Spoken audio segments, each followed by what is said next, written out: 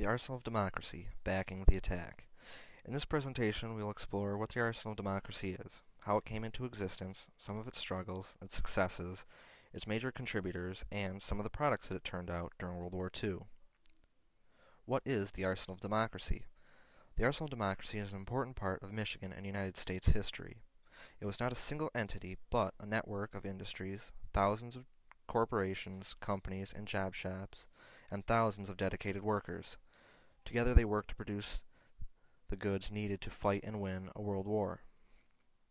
So why did democracy need an arsenal? World War II began in 1939 when Germany invaded Poland. Great Britain and France declared war on Germany in retaliation and to defend European sovereignty. After the declaration of war, France was invaded and conquered by Germany in 1940. Great Britain was left to defend Europe alone. By 1940, President Franklin Delano Roosevelt, known as FDR, knew war would find the United States soon. He also knew that Great Britain could not hold out for long against the Germans in 1940 without help. The Germans had been besieging the British by air and by sea for nearly 2 years. Great Britain was a resource-poor island nation, and it was being starved of all material necessary for survival. FDR knew aiding Britain was essential. They were the only opposition between the Germans and the United States of America. On December 29, 1940, FDR called on America to be the great arsenal of democracy, to keep England afloat, and to produce essential goods for the national security of the United States. Lend-Lease was set up in the aftermath. In 1940, it would provide Great Britain and other allies with war goods. The United States would sell and loan those goods to Britain. Much of what was needed for both countries had to be produced in great quantities and quickly. This slide shows a picture of President Roosevelt sitting at his desk reading from a speech, and the hyperlink at the bottom takes you to a website that has a complete dialogue of the speech and 2 sources to download it. You can either listen to it live on the internet or download it to listen through whatever media player you have. The swing into action. The Arsenal of Democracy soon became synonymous with Michigan. It was a well-developed and experienced manufacturing center. It had access to many resources such as steel and wood. Michigan's waterways allowed for easy transport of resources and products around the state and between the states of the Great Lakes. Also provided access to the Atlantic Ocean through the St. Lawrence Seaway. As a result, it produced much of the materials for Lend-Lease and for the United States defense needs. Manpower was to become scarce, though, at the time of greatest need. The Selective Service Act of 1940 was the first peacetime draft. Men between the ages of 21 and 30 had to register for the draft. Soon men began to be called away from work for military service. A manpower shortage of even greater proportions would be experienced in the aftermath of the December 7, 1941 Japanese surprise attack on Pearl Harbor. Voluntary enlistments in the military soared. The draft ages were adjusted to men between the ages of 18 and 45 years old. The Arsenal of Democracy was under pressure, but it would overcome.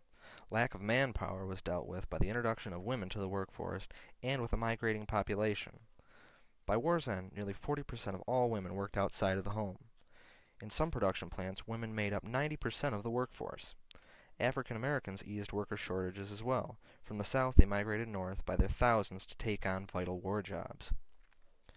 The call was put out, women were needed. This is a wartime poster calling women to find a war job in industry, in agriculture, in business. It says that they should go where they fit best. This is a brochure put out by the War Department during the war, and it was to give to employers, telling them how to deal with the influx of women to the workforce. Its title is, You're Going to Hire Women. You're going to employ women. And it wasn't an option. It says that more than 5 million new workmen were needed for war production, and more than half must be women. This is just a small look into women being introduced to the workforce. Rosie the Riveter. This picture was painted by Norman Rockwell and idealized the woman war worker during World War II. Rosie the Riveter was not a real person. She was the image that represented all women in the war effort. They worked grueling and demanding jobs, many of which were thought only a man could do. They proved their ability and their deserved equality in the workplace, even if they rarely got it. The hyperlink at the bottom sends you to YouTube, where you get to see a video, a compilation of pictures and other video from World War II of women in war work, accompanied with a popular song of the day about Rosie the Riveter. Who says the woman's place is in the home? These two pictures are from an aircraft production plant and show women doing jobs such as riveting. The arsenal of democracy helped to spur on the feminist movement that would become so prominent in the 1950s and 1960s. Production in peril. Material shortages plagued production as well. Scrap drives helped to reclaim resources. Rationing was widespread to conserve all goods deemed essential to the war effort. Alternatives were also found through synthetics. The citizens of the United States sacrificed to keep the arsenal operating to capacity. These are a pair of get in the scrap type posters telling people to turn in their spare metals, paper, old rags, rubber for war production to help defeat the enemy. It was a success. Through adversity, triumph was achieved for the arsenal of democracy. The many companies that made up this monster of production performed beautifully. The majority of government contracts had been met by the end of the war in 1945. The United States was able to outproduce its enemies on every front. Now let's take a look at some of the contributors of the arsenal of democracy and some of the items that they produced. The General. General Motors was the biggest producer of war goods. It produced approximately 880,000 vehicles, tens of thousands of aircraft engines, and approximately 12,000 fighter planes. General Motors also turned out 3 million rifles, 2 million machine guns, 120 million artillery shells, and 39 million rifle and pistol cartridge cases. This is a picture of a CCKW. It's a truck that General Motors produced. They made about 854,000 of them during World War II. Now we're on to the Ford Motor Company, and this is a photo of some of their contributions to the war effort.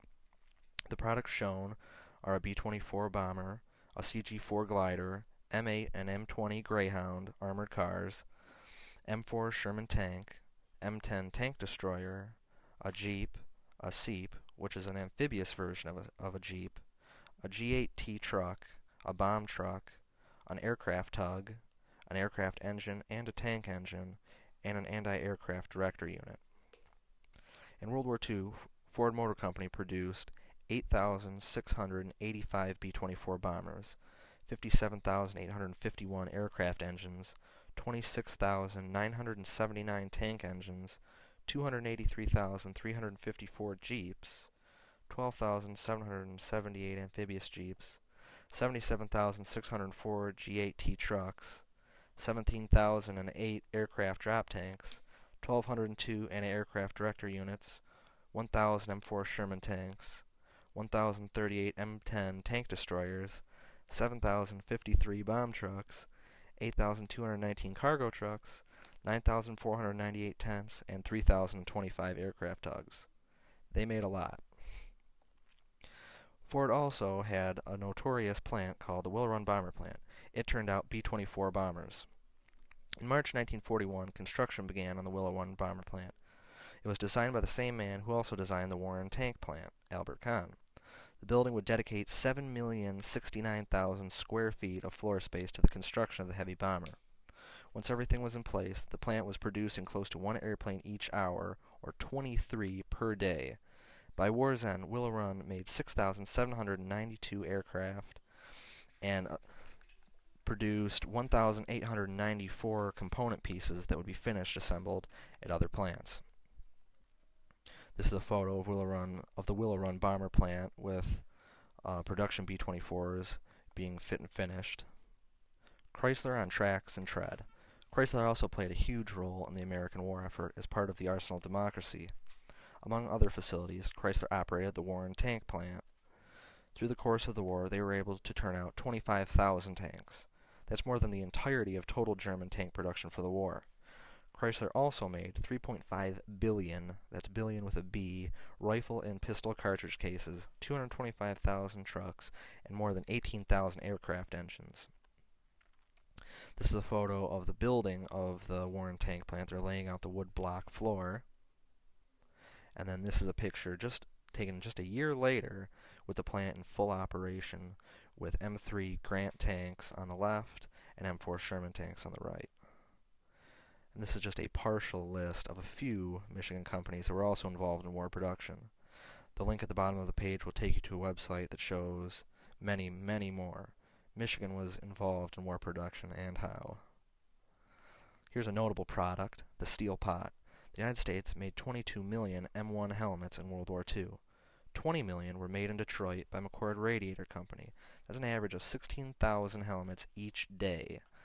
The liners were also made in Michigan. 600,000 were made by K-Pack Plastics, located in K-Pack. 450,000 were made by St. Clair Rubber Company, located in Marysville. Some other notable products were made by Defoe Shipbuilders of Saginaw. They made 28 Buckley-class destroyer escorts and 47 landing craft infantry large, commonly called LCILs. So now for a recap. The state of Michigan was known as the Arsenal of Democracy during World War II because of its massive production efforts. The Arsenal of Democracy was made up of many thousands of companies and businesses throughout the state. Without them turning out the bits and pieces that would end up as the finished product, success would have been impossible. It kept the free world afloat with an unending supply of vital materials it needed to wage war against the German and Japanese aggressors. It introduced women to the workforce in large numbers and spurred on the feminist movement. Without Michigan's industries and people, the outcome of World War II may have been very different. Here are my resources, and this shows the grade level content expectation for high schools in Michigan.